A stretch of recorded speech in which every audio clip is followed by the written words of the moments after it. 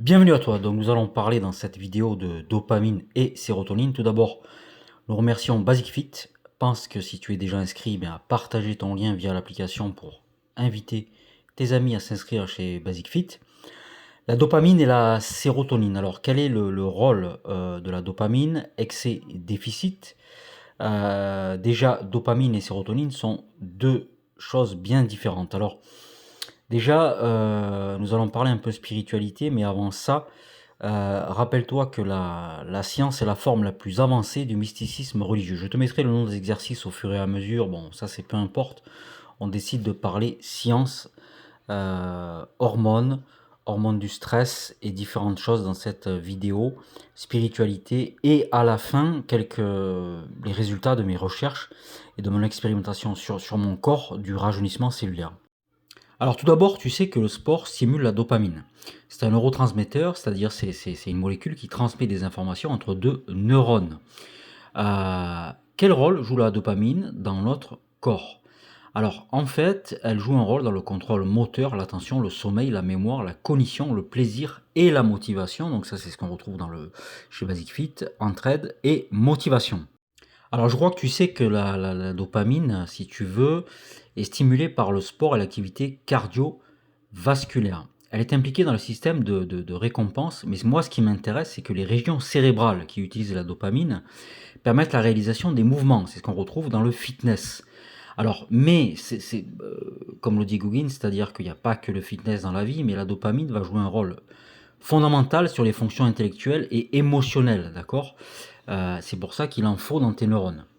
Alors imaginons que tu réalises à la perfection un mouvement, d'accord? Donc c'est ce qu'on appelle une action positive. Ça va procurer un plaisir immédiat et là il y a une libération de dopamine. C'est l'intérêt de te challenger sur des mouvements de musculation complexes. Donc là c'est l'entraînement hybride, d'accord? Les noms des exercices vont s'afficher au fur et à mesure. Et en fait, si tu veux, cette libération de dopamine va pousser la personne, en l'occurrence moi-même, à reproduire dans le futur l'acte qui l'a amené à ce plaisir précédent. Donc en fait, la dopamine permet de renforcer l'apprentissage de certaines conduites, si tu veux, comme ici des mouvements de musculation, qui va amener à ce qu'on appelle le plaisir. Mais attention, alors ce qu'on pourrait opposer au plaisir, c'est la punition, d'accord? C'est la punition. Alors c'est pas un système sadique, mais il y a plaisir et punition, on va en parler un petit peu après. Alors attention, contre-exemple, si tu manges du chocolat, cela va procurer un plaisir intense, bien que mes recherches prouvent que le cacao est impliqué dans la régénération des cellules souches, d'accord? Je te parlerai après des dents de sagesse. Alors, si tu manges du chocolat, tu vas libérer de la dopamine. Ça va te pousser à reproduire l'action qui t'a procuré ce plaisir, c'est-à-dire à remanger du chocolat. Et ça, c'est pas bien bon, d'accord? Ce système de récompense peut être positif, d'accord? C'est-à-dire que, alors, le problème, c'est que ça va nous amener aux addictions, d'accord? Le tabac, le cannabis, d'autres drogues, qui provoquent une sensation de plaisir et qui libèrent davantage de dopamine dans les synapses. Le cerveau associe cet acte à un signal positif et il va chercher à répéter cette conduite. Alors moi, ce que j'en déduis, c'est que il vaut mieux que tu remplaces ta consommation de drogues diverses et variées. Alors sur le café, je fais des recherches. Le café, sache-le, est le meilleur antioxydant au monde, d'accord? Donc ça, c'est la dualité qu'on apprend en égyptologie, c'est-à-dire que oui, le café, c'est pas bon, ça excite, mais le café est le meilleur antioxydant. Il est impliqué dans le rajeunissement cellulaire, d'accord? Alors, il va falloir que tu remplaces quand même ta consommation bon, ben ça c'est le tabac et l'alcool, c'est un problème, par une activité physique, ce sera beaucoup mieux. Bien, quelle routine tu dois mettre en place pour faire le plein de dopamine et la booster de façon naturelle? Les aliments, la dopamine est synthétisée à partir de tyrosine et de phénylalanine. Bon, peu importe, ça c'est pas grave, hein.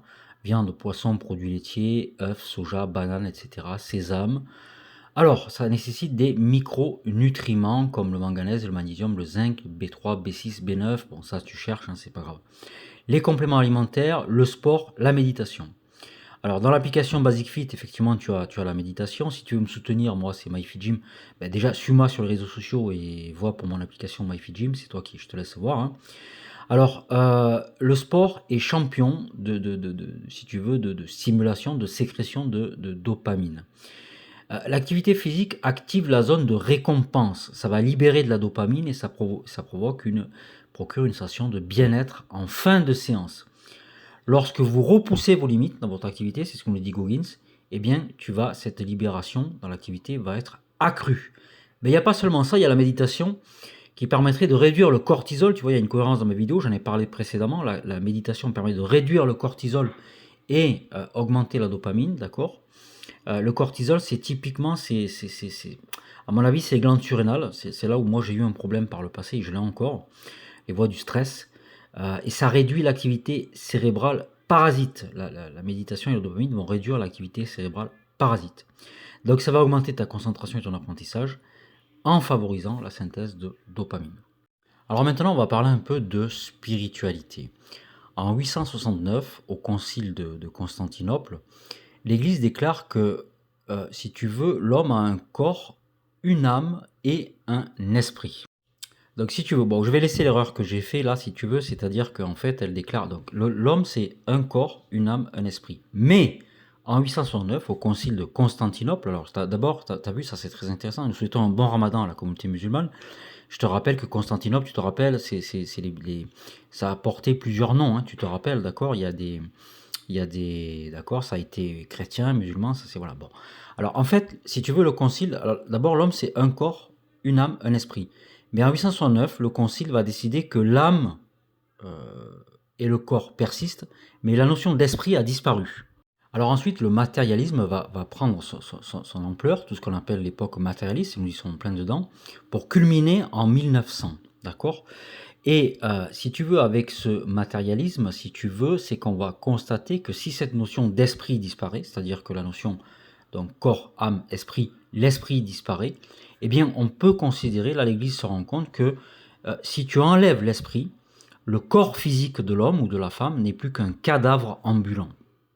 Donc au point culminant du matérialisme, bon ben là il y a des écrivains, mais je ne citerai pas leurs noms parce qu'ils sont controversés, c'est-à-dire corps, âme, esprit. L'esprit est supprimé. 1900, point culminant du matérialisme, et bien là l'âme disparaît et la science ne s'occupe plus que du corps, c'est-à-dire que la science ne s'intéresse plus qu'au corps.